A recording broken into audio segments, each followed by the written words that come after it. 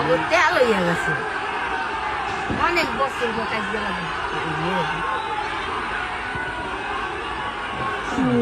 মানুষ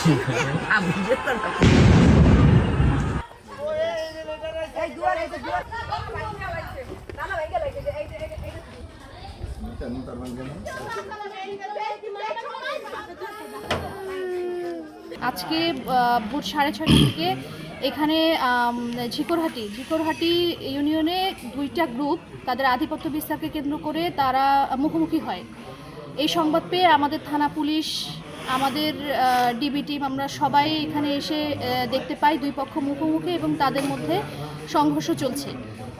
তো তখন আমরা তাদের বিরুদ্ধে শক্ত অবস্থান নেই, দুই পক্ষের বিরুদ্ধে আমরা শক্ত অবস্থান নেই এবং আমাদের সর্বাত্মক প্রচেষ্টায় আমরা তাদেরকে ডিসপার্স করতে সক্ষম হই। এখন পর্যন্ত কাউকে আটক করা হয়নি, কারণ আমাদের আমাদের মূল টার্গেট ছিল প্রথমে এই সংঘর্ষটা থামানো এবং তাদেরকে ডিসপার্স করা।